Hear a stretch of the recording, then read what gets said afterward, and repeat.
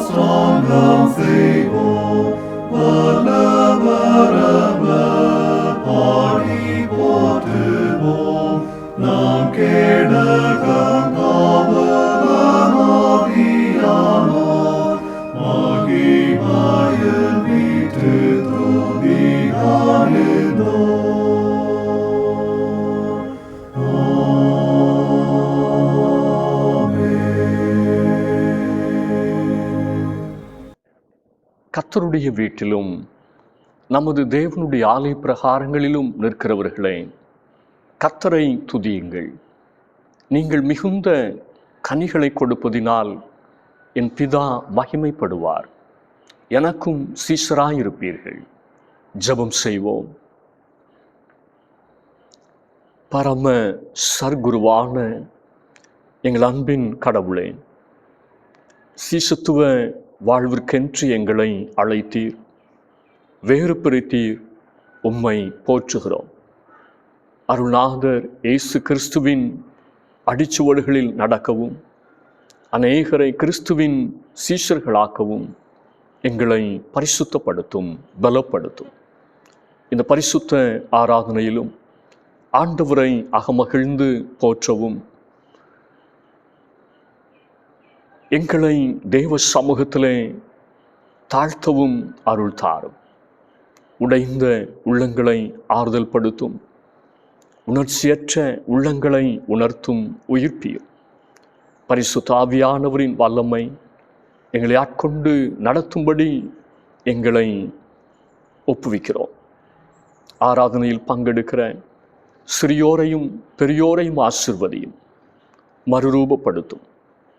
இரட்சகர் இயேசு கிறிஸ்துவின் திருநாமத்தில் வேண்டிக் கொள்ளுகிறோம் எங்கள் நல்ல பிதாவே, ஆமென். ஆண்டவருடைய பரிசுத்த நாமத்தை நாம் மகிமைப்படுத்தும் வண்ணமாக கீர்த்தனை பாடலிலே 226வது பாடலை பாடுவோம். வா பாவி மலைத்து நில்லாதே வா. கீர்த்தனை பாடல் 226.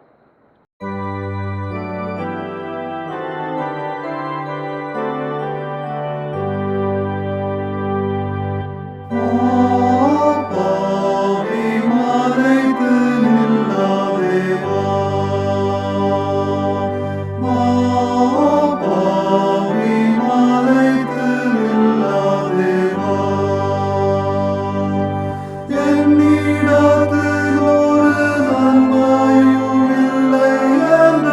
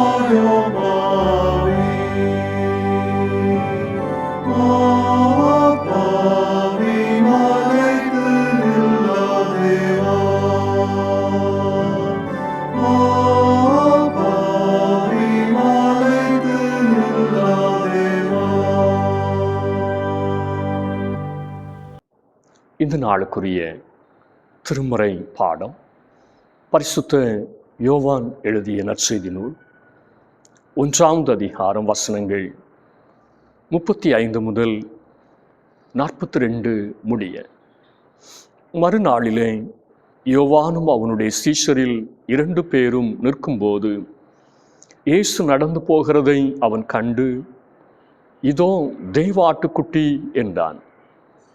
அவன் அப்படி சொன்னதை அவர் 2 சீஷரும் கேட்டு இயேசுவுக்கு பின் சென்றார்கள்.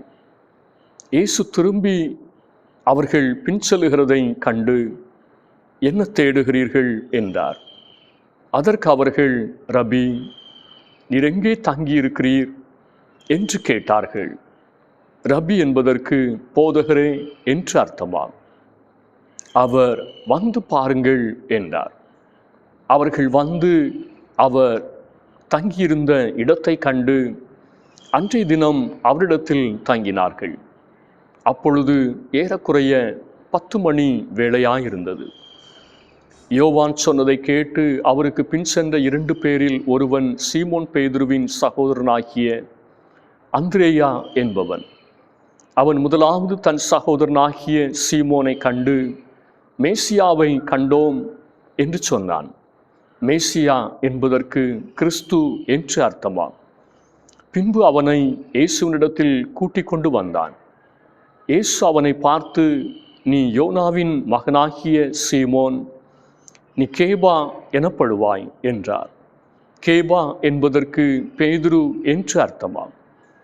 இந்த நாளுக்குரிய திருமறை பாடம் வாசித்தாயிற்று.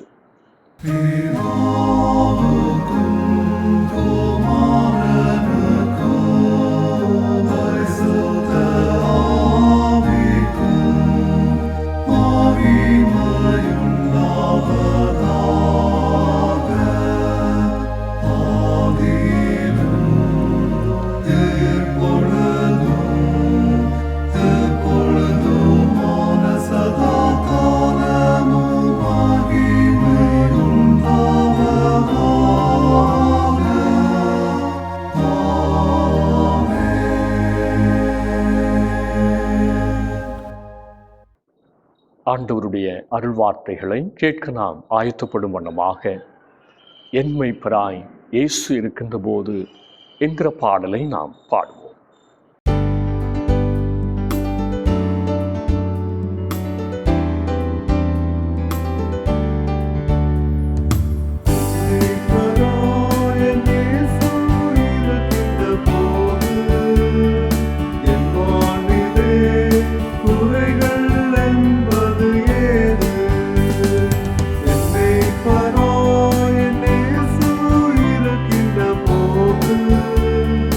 என்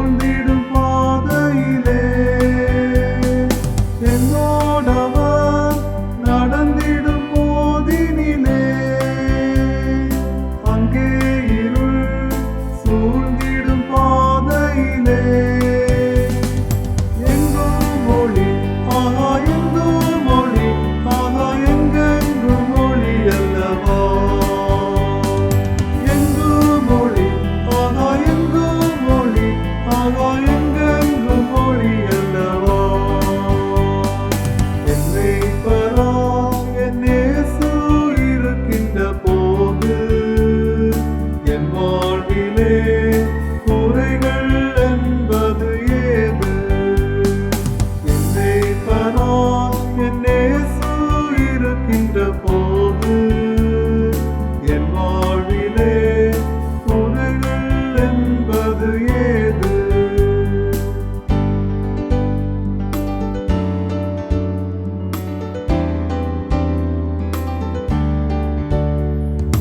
என்னை அவர் அன்பால் நிரப்பியதோ, எல்லோருக்கும் நண்பராயாகியதோ. என்னை அவர் அன்பால் நிரப்பியதோ, எல்லோருக்கும் நண்பராயாகியதோ. என் உள்ளமே ஆகா, என் இறைவனே ஆகா, எந்நாளும் புகழ்ந்திடுவே. என் உள்ளமே ஆகா, என் தேவனே ஆகா, எந்நாளும் புகழ்ந்திடுவே. என் மீட்பராய் என் இயேசு இருக்கின்ற போது, என் வாழ்விலே குறைகள் என்பது ஏது? என் மீட்பராய் என் இயேசு இருக்கின்ற போது, என் வாழ்விலே குறைகள் என்பது ஏது?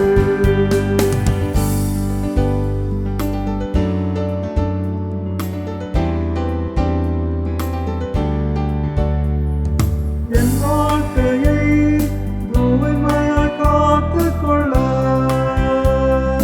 என்னை என்றும் போதித்து நடத்துகிறார்.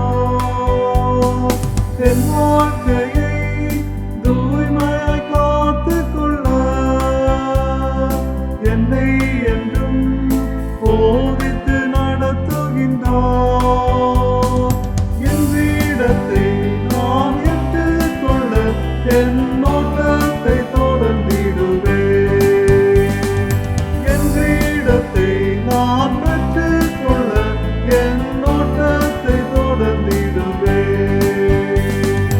என்னை பராய் என் இயேசு இருக்கின்ற போது, என் வாழ்விலே குறைகள் என்பது ஏது?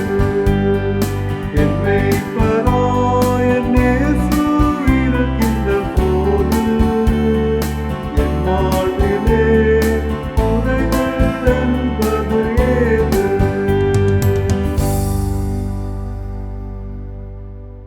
ஆசீர்வாதமான இந்த நாளுக்காக ஆண்டவரை ஸ்தோத்திரிப்போம். கர்த்தர் நம்மை ஆசீர்வதிப்பாராக. இந்த நாளிலும் தென்னிந்திய திருச்சபையாக தியானத்திற்காக நமக்கு தரப்பட்டிருக்கிற தலைப்பு சீஷர்களை உருவாக்குவோம். யோவான் நற்செய்தி நூல் 1 அதிகாரம் 42வது வசனத்தை நாம் மனதிலே நிறுத்திக் கொள்வோம். பின்பு அவனை இயேசுவினிடத்தில் கூட்டிக் கொண்டு வந்தான். இயேசு அவனை பார்த்து, நீ யோனாவின் மகனாகிய சீமோன், நீ கேபா எனப்படுவாய் என்றார். கேபா என்பதற்கு பேதுரு என்று அர்த்தமாம். ஆண்டவரை நேசிக்கிறவர்கள், இயேசுவை அறிந்தவர்கள் பிறரை சீஷராக்க வேண்டும். விசுவாச வீட்டாருக்கு தரப்பட்டிருக்கும் முதல் அழைப்பு, சகல ஜாதிகளையும் சீஷராக்குங்கள் என்பதாகும். உயிர்த்தெழுந்த ஆண்டவருடைய பிரதான கட்டளை, சுவிசேஷத்தின் இறுதி கட்டளை, திருச்சபைக்கு தரப்பட்ட ராஜரீக கட்டளை சீஷராக்குங்கள் என்பதாகும். மத்தேயு நற்செய்தி நூல் 28வது அதிகாரம் 19வது வசனம். விசுவாசமில்லாத விசுவாசிகளை உருவாக்கும் சபையாக நாம் இருக்கக்கூடாது. கிறிஸ்து அற்ற கிறிஸ்தவர்களை உருவாக்கும் திருச்சபையாக நாம் இருக்கக்கூடாது. பக்த கோடிகளையும் ரசிகர்களையும் உருவாக்கும் திருச்சபையாக நாம் இருக்கக்கூடாது. கிறிஸ்து இயேசுவை பின்பற்றும் சீஷர்களை உருவாக்கும் திருச்சபையாக நாம் மாற வேண்டும்.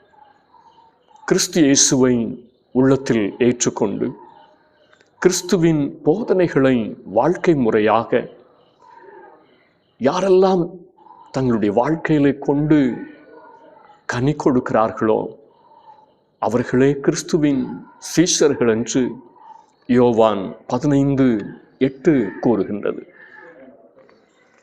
முதலாவதாக வேதம் நமக்கு சொல்லுகின்ற வார்த்தை, வீட்டாரை சீஷராக்குங்கள்.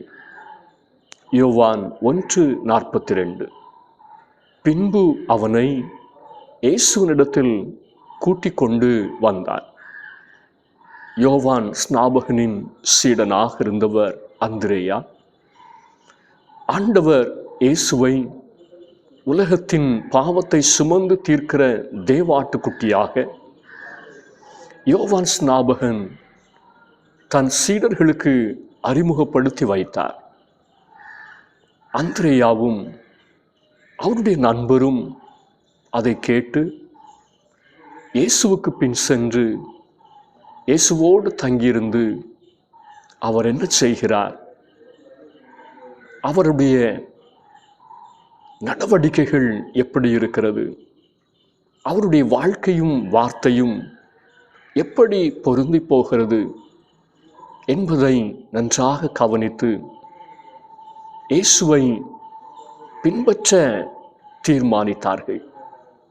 இயேசுவினுடைய சீடர்களாக தங்களை அர்ப்பணித்தார்கள். இயேசுவின் சீடர்களாக மாறின அவர்கள் என்ன செய்தார்கள்? மேசியாவை கண்டோம் என்று பக்கத்து வீட்டாருக்கு அல்ல, பக்கத்து ஊராருக்கு அல்ல, தன் சொந்த சகோதரனாகிய பேதுருவுக்கு இயேசுவை பற்றி அவர்கள் சொல்லுகிறார்கள். ஆண்டவர் இயேசுவிடம் தன் சகோதரன் பேதுருவை நேரடியாக அழைத்து வருகிறார் அந்திரேயா. இயேசுவின் சீஷனாக பேதுரு மாறுவதற்கு காரணமாக இருந்தவர் அந்திரேயா. நாமும் நம் வீட்டாரை, நம் குடும்பத்தை கிறிஸ்து இயேசுவுக்கு நேராக நடத்த வேண்டும். கிறிஸ்து இயேசுவின் சீஷர்களாக உருவாக்க வேண்டும். நம்முடைய வீடுகளில், குடும்பங்களில் சீஷர்களை உருவாக்க வேண்டும். நம்முடைய குடும்பத்தில் கணவன், மனைவி, பிள்ளைகள் இயேசு கிறிஸ்துவை பின்பற்றும் சீஷர்களாக உருவாக்கப்பட வேண்டும். இஸ்ரவேலின் நடுவிலே யோசுவாவின் காலம் வரை யோசுவாவும் அவரோடு இருந்த மூப்பர்களும் தங்கள் சந்ததிகள் கர்த்தரை சேவிப்பதற்கு கற்றுக் கொடுத்தார்கள். எனவே ஜனங்கள் கர்த்தரை சேவித்தார்கள். நியாயாதிபதிகள் 2:7. அதன் பிறகு எழும்பிய புதிய சந்ததி கர்த்தரை அறியாத, நியாயப்பிரமாணத்தை அறியாத, தெய்வ பயம் இல்லாத சந்ததியாக உருவானது. நியாயாதிபதிகள் 2:10-13. இஸ்ரவேலின் நடுவிலே கர்த்தரை அறியாத சந்ததி உருவாக, கர்த்தர் இஸ்ரவேலுக்கு செய்த கிரியைகளை அறியாத ஒரு சந்ததி எழும்ப காரணம் என்ன? பெற்றோர்தான் அதற்கு காரணம் என்று வேதத்திலே நாம் அறிந்து கொள்ள முடிகிறது. பெற்றோர் தங்கள் பிள்ளைகளை கர்த்தரை அறிகிற அறிவிற்கு நேராக நடத்தவில்லை. அவர்கள் வரலாற்றில் நடந்த கர்த்தருடைய செயல்களையும் கிரியைகளையும் தங்களுடைய சந்ததிகளுக்கு அவர்கள் எடுத்துச் சொல்லவில்லை. பெற்றோர் தங்கள் முக்கியமான பொறுப்பை நிறைவேற்ற தவறினார்கள். அதனுடைய விளைவு என்ன? சந்ததிகள் கர்த்தரை அறியவில்லை. சுற்றிலும் வாழ்ந்த ஜனங்கள் ஆராதிக்கிற பாகாலையும் அஸ்தரோத்தையும் தேவ ஜனங்கள் சேவித்தார்கள். பாகால் செழிப்பின் தெய்வம், அஸ்தரோத் இனப்பெருக்கத்தின் தெய்வம். கர்த்தரை காட்டிலும் சுகபோக வாழ்விலும் கட்டுப்பாடற்ற வாழ்வையும் தெய்வ ஜனங்கள் நேசித்தார்கள். யெகோவாவை சேவிப்பதை காட்டிலும் பாகாலையும் அஸ்தரோத்தையும் சேவிப்பது அவர்களுக்கு எளிதாயிருந்தது, மிகவும் பிடித்தும் போனது. மோசேயினுடைய நியாயப்பிரமாணம், அதை செய் இதை செய்யாதே என்ற கட்டளைகளாலும் கட்டுப்பாடுகளாலும் ஒழுங்குமுறைகளாலும் நிரம்பி இருந்தது. கடுமையான தண்டனை சட்டங்களும் இருந்தது. எனவே புதிய சந்ததிகள் இவற்றையெல்லாம் ஒதுக்கி தள்ளினார்கள். அந்நிய ஜனங்களைப் போல தேவ ஜனங்களும் அவிழ்த்து விடப்பட்ட ஒட்டகத்தைப் போல தாறுமாறாக வாழ ஆரம்பித்தார்கள். இன்றும் மேலை நாடுகளில் பிள்ளைகள் 11-12 வயதாகிவிட்டால் பெற்றோர் அவர்களை கட்டுப்படுத்த முடியாது. அந்த தேசத்திலும் சுதந்திரம், உரிமை என்ற பெயரில் பிள்ளைகளுக்கு தாராளமான சலுகைகளும் வழங்கப்படுகிறது. இதனுடைய விளைவு ஒழுக்கக்கேடுகள். கடவுள் இல்லை என்று சொல்லுகிறவர்களின் எண்ணிக்கை இன்று மேலை நாடுகளில் பெருகி கொண்டிருக்கிறது. தெய்வ பயமில்லாத சந்ததி பெருகி கொண்டிருக்கிறது. இந்த கொடிய நாட்களில் நாம் நம் வீட்டாரை கிறிஸ்து இயேசுவின் சீடர்களாக உருவாக்குவது அவசியம். இரண்டாவதாக, விழுந்து போனவர்களை சீஷர்களாக்குங்கள்.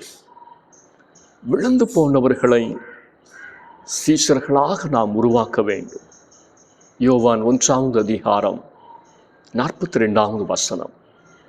இயேசு அவனை பார்த்து, நீ யோனாவின் மகனாகிய சீமோன், நீ கேபா எனப்படுவாய் என்றார். கேபா என்பதற்கு பேதுரு என்று அர்த்தமாம். சீமோன் என்ற பெயருக்கு நாணல் என்ற அர்த்தம் உண்டு. நாணல் உறுதியற்றது, நெறிந்து போகக்கூடியது, காற்றின் போக்கில் அங்கும் இங்கும் அசைந்தாடி கொண்டிருக்கக்கூடியது, நிலையற்றது. நாணல் சேற்றில் வளரக்கூடியது. இன்றும் விசுவாச வாழ்வில் உறுதியற்றவர்களாய், பலனற்றவர்களாய் விழுந்து போனவர்கள் ஏராளம். பாவ சேற்றில் வாழ்ந்து கொண்டிருப்பவர்கள் அநேகம். அவர்களை பேதுருக்களாக, கர்த்தருடைய சீஷர்களாக மாற்றுவது திருச்சபையினுடைய கடமை. இன்றைக்கும் கர்த்தர் உங்களை பேதுருவாக, கற்பாறையாக மாற்ற விரும்புகிறார். விசுவாச வாழ்க்கையில் உறுதியாக நிற்கத்தக்கவர்களாக மாற்ற விரும்புகிறார். ஜெப ஜீவியத்தில் விழுந்து போனவர்கள் உண்டு. பாவ சோதனையில் விழுந்து போனவர்கள் உண்டு. பலவிதமான இச்சையில், பண ஆசையில் விழுந்து போனவர்கள் உண்டு. கர்த்தர் அப்படிப்பட்டவர்களை சீர்படுத்தி தன்னுடைய சீடர்களாக மாற்ற விரும்புகிறார். குருநாதராகிய இயேசு கிறிஸ்து அவரை போல நம்முடைய வாழ்வையும், நம்முடைய சுவாபத்தையும், நம்முடைய குண லட்சணங்களையும் மாற்ற விரும்புகிறார். கிறிஸ்துவுக்காக இரத்த சாட்சியாக பேதுரு மரித்தார். ஒரு நாளிலே ஆண்டவர் இயேசுவை மறுதலித்தவர். ஏனென்றால் அவருடைய பெயரே சீமோன். உறுதியற்றவராக இருந்தார். ஆனால் தான் மரிக்கிற பொழுது பேதுருவாக, கற்பாறையாக, கிறிஸ்துவின் மேல் உள்ள விசுவாசத்திலே உறுதியாக நின்று உத்தம சீடராக மரித்தார். அதே போல ஆண்டவர் இயேசுவினுடைய உயிர்த்தெழுதலை நம்ப மறுத்த, சந்தேகப்பட்ட தோமாவினுடைய வாழ்விலே ஆண்டவர் இயேசு மறுபடியும் அவரை சந்தித்தார். கிறிஸ்துவின் சீஷனாக, அப்போஸ்தலனாக தோமா இந்தியா வந்து உத்தம இரத்த சாட்சியாக மரித்தார். விழுந்து போன ஒவ்வொருவரையும் கர்த்தருடைய கரம் இன்றைக்கு அவருடைய சீஷர்களாக உருவாக்க விரும்புகிறது. விழுந்து போனவர்கள், பின்மாற்றக்காரர்களை கிறிஸ்துவின் சீஷர்களாக நாம் உருவாக்குவோம். பாவத்தினாலும் அக்கிரமத்தினாலும் மரித்தவர்களாய், விலையற்று போனவர்களை விலையேறப்பெற்ற கிறிஸ்துவின் சீஷர்களாக உருவாக்குவது திருச்சபையினுடைய கடமையாகும். கடைசியாக விரோதிகளை சீஷராக்குவோம். அப்போஸ்தலர் 9:1 நாம் வாசிக்கிறோம். கர்த்தருடைய சீஷர்களை பயமுறுத்தி கொண்டிருந்த, விரோதித்து துன்புறுத்தி கொண்டிருந்த சவுலை கர்த்தர் தன்னுடைய சீஷனாக உருவாக்கினார். கர்த்தர் அனனியா என்ற தேவ மனுஷனை அனுப்பி சவுலை தன்னுடைய சீஷனாக மாற்றினார். அந்த பவுல் உருவாக்கிய சபைக்குள் இருந்த சீஷர்கள் எவ்வளவு பாச பிணைப்பும் ஐக்கியமும் அன்பும் தியாகமும் கொண்டவர்களாக இருந்தார்கள் என்பதை ரோமர் 16 அதிகாரம் 1 முதல் 16 வரையுள்ள வசனங்கள் விவரிக்கிறது. ஒரு சீஷன் ஒருபோதும் தனித்து நிற்பவனாக இருக்க மாட்டான். மற்ற சீடர்களோடு கொண்ட ஐக்கியத்திலே தான் அவன் எப்பொழுதும் வாழுவான். ஆண்டவர் இயேசு தன் சீடர்களின் பிரதான அடையாளமாக ஒருவரை ஒருவர் நேசிக்கிற அன்பு என்று கூறினார். யோவான் 13 அதிகாரம் 35 வசனம். கிறிஸ்து இயேசுவையும் கிறிஸ்தவத்தையும் விரோதிக்கிற சவுல்களை கிறிஸ்துவின் சீஷர்களாக மாற்றுவோம். இந்த அழைப்பும் பொறுப்பும் நமக்கும் திருச்சபைக்கும் உண்டு. இதன் வழியாக நம்முடைய கிராமங்களை, தேசத்தை கர்த்தருக்கு நாம் சொந்தமாக்குவோம். ஆண்டவர் இந்த வார்த்தைகளால் நம் ஒவ்வொருவரையும் ஆசீர்வதிப்பாராக. ஆமென். ஆராதனைக்கு நிறைவு பாடலாக ஞான பாடலிலே 458 பாடலை பாடுவோம். தெய்வ சமாதான இன்ப நதியே. ஞான பாடல் 458.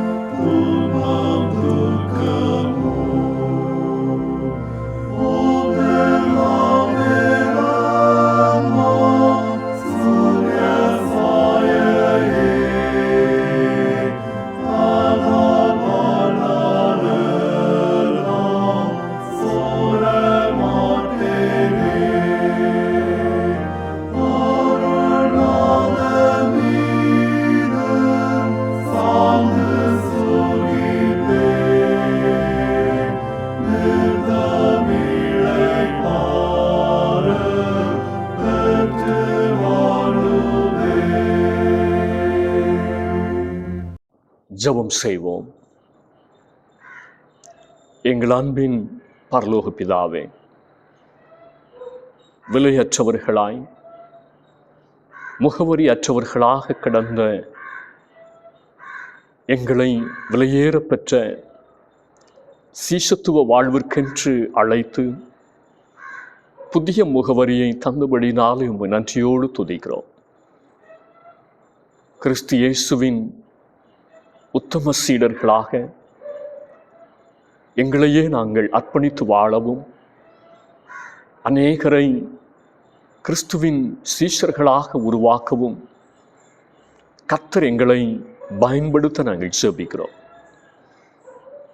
அநேகருடைய வாழ்விலே ஒளியேற்றத்தக்கதாக, மாற்றத்தை உண்டு பண்ணத்தக்கதாக கர்த்தர் எங்களை வேறு பிரித்தீரே, தெரிந்து கொண்டீரே. அந்த அன்பை நினைத்து நாங்கள் உம்மை துதிக்கிறோம், ஸ்தோத்திரிக்கிறோம். ஆண்டவருடைய அன்பிற்கும் அழைப்பிற்கும் உண்மை உள்ளவர்களாக, நன்றி உள்ளவர்களாக எங்களுடைய நல்ல பணிவிடையை நிறைவேற்றுவதற்கு கர்த்தர் உதவி செய்ய நாங்கள் ஜெபிக்கிறோம். நானும் என் வீட்டாருமோ வென்றால் கர்த்தரையே சேவிப்போம் என்று சொல்லி யோசுவா சொன்னது போல எங்களுடைய வீட்டாரை ஆண்டவர் அண்டை நடத்தக்கூடிய அந்த கிருபைகளை ஒவ்வொரு நாளும் தர வேண்டும் என்று சொல்லி நாங்கள் ஜெபிக்கின்றோம். ஒருவராகிலும் கெட்டு போவது உமக்கு சித்தமல்ல என்று வேதம் சொல்லுகிறதே. பின் வாங்கி போனவர்கள், ஆண்டவரை விட்டு தூரம் போனவர்கள், ஒவ்வொருடைய வாழ்க்கையிலும் கர்த்தர் ஒரு மனமாற்றத்தை தந்து கிறிஸ்துவை பின்பற்றுகிற சீஷர்களாக தங்களை அர்ப்பணித்து வாழ கர்த்தர் கிருபை பாராட்ட நாங்கள் ஜெபிக்கின்றோம். அப்படியே கர்த்தருடைய கரம் இந்த நேரத்திலும் தம்முடைய பிள்ளைகளை சந்திக்கட்டும் என்று சொல்லி நாங்கள் ஜெபிக்கிறோம். இன்னமும் கர்த்தருக்கு விரோதமாய், திருச்சபைக்கு விரோதமாய் எழும்பி நிற்கிறவர்களும் ஆண்டவருடைய சீடர்களாக சவுலை போல மாறத்தக்கதாய் கர்த்தர் ஒரு மாற்றத்தின் அனுபவத்தை தந்து அவர்கள் எல்லாரும் பவுலாய் மாறுவதற்கு உதவி செய்ய வேண்டும் என்று சொல்லி உம்மை நோக்கி நாங்கள் ஜெபிக்கின்றோம். அப்படியே கர்த்தருடைய கரம் பெரிய காரியங்களை செய்யட்டும் என்று சொல்லி நாங்கள் ஜெபிக்கின்றோம். தேவையில் இருக்கிறவர்களுக்காக நாங்கள் ஜெபிக்கின்றோம். தேவைகள் நிமித்தம் துவண்டு போனவர்கள் உண்டு. என்ன செய்வோம் என்று சொல்லி அங்கலாய்க்கிறவர்கள் உண்டு. நாளை தினத்தை குறித்த கவலைகளால் சோர்ந்து நிற்கிறவர்கள் உண்டு. தேவன் எல்லாவற்றையும் நிறைவாய் தந்து ஐஸ்வர்ய சம்பனராக இருந்து குறைவுகளை நிறைவாக்கும்படிக்கு நாங்கள் ஜெபிக்கிறோம். கையின் பிரயாசங்கள், உழைப்பு எல்லாவற்றிலும் இருந்தும் வரத்துள்ள வருமானங்கள் அமையத்தக்கதாய் ஒவ்வொருடைய தொழில் காரியங்களையும் உழைப்பையும் அனுதினம் செய்கிற கடமைகளையும் கர்த்தர் ஆசீர்வதிக்க நாங்கள் ஜெபிக்கிறோம். வெளிநாடுகளிலும் தூர இடங்களிலும் பணி பொறுப்புகளை ஏற்று குடும்பமாகவும் தனியாகவும் இருந்து வேலைகளை செய்கிறவர்கள் உண்டு. தம்முடைய பிள்ளைகளோடு ஆண்டவருடைய கிருபை தங்கியிருக்க வேண்டும் என்று சொல்லி நாங்கள் ஜெபிக்கின்றோம். பல விதங்களிலே வியாதி படுக்கையில் இருக்கக்கூடியவர்கள், பலவீனத்தோடும் முதிர் வயதான நிலைமையிலே தவிக்கிறவர்களும் ஆண்டவருடைய அன்பான கரத்திற்குள் அரவணைக்கப்பட கர்த்தர் கிருபை பாராட்ட நாங்கள் ஜெபிக்கின்றோம். வியாதி நீங்கி பலவீன கட்டுகள் மாறி ஒவ்வொருவரும் தேவ சமூகத்திலே வந்து நன்றி செலுத்தத்தக்கதாய் கர்த்தருடைய கரம் அற்புதம் செய்யட்டும் என்று சொல்லி நாங்கள் ஜெபிக்கின்றோம். அப்படியே கர்த்தருடைய கிருபை குடும்பங்களை சமாதானத்தினால் நிரப்ப வேண்டும் என்று சொல்லி ஜெபிக்கிறோம்.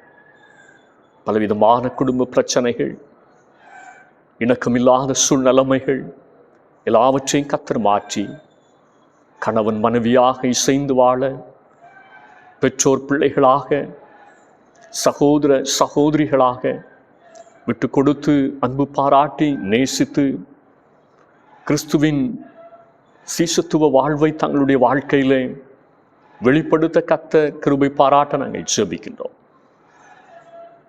அப்படியே கர்த்தருடைய கரம் குடும்பங்களிலே அதின் காலங்களிலே நடைபெற வேண்டிய நன்மைகளை நிறைவாய் தந்து நடத்த நாங்கள் ஜெபிக்கிறோம். திருமண காரியங்களை கர்த்தர் கைக்கூடி வர பண்ணுவீராக. தடைகளும் தாமதங்களும் விலகி போகட்டும். நல்ல வேலை வாய்ப்புகளை கொடுத்து கர்த்தர் ஆசீர்வதிப்பீராக. ஏற்ற நாட்களிலே குழந்தை பாக்கியங்களை கொடுத்து குடும்பத்தின் பிள்ளைகளை கர்த்தர் மகிழ்ச்சினால் இடைக்கட்ட நாங்கள் ஜெபிக்கிறோம். வேறு காலங்களை எதிர்நோக்கி இருக்கிறவர்களை கர்த்தர் கண்ணோக்கி பாரும். நல்ல சுகப்பிரசவத்தை தந்து கர்த்தர் பலப்படுத்த நாங்கள் ஜெபிக்கின்றோம். படிக்கிற ஒவ்வொரு பிள்ளைகளோடும் உடைய கிருபை தாங்கி இருக்கட்டும். வெளியிடங்களிலும் உள்ளூர்களிலும் இருந்து தங்களுடைய படிப்பை தொடர்கிற தம்முடைய பிள்ளைகளை கர்த்தர் நினைந்தருளி ஆசீர்வதிக்க ஜெபிக்கிறோம். ஞான நன்மைகளால் கர்த்தர் நிரப்பும். பேதமைகளை மாற்றி கவன சிதறல்களை கர்த்தர் எடுத்து போட்டு படிப்பிலே தம்முடைய பிள்ளைகள் கவனம் செலுத்த கர்த்தர் கிருபை பாராட்ட நாங்கள் ஜெபிக்கின்றோம்.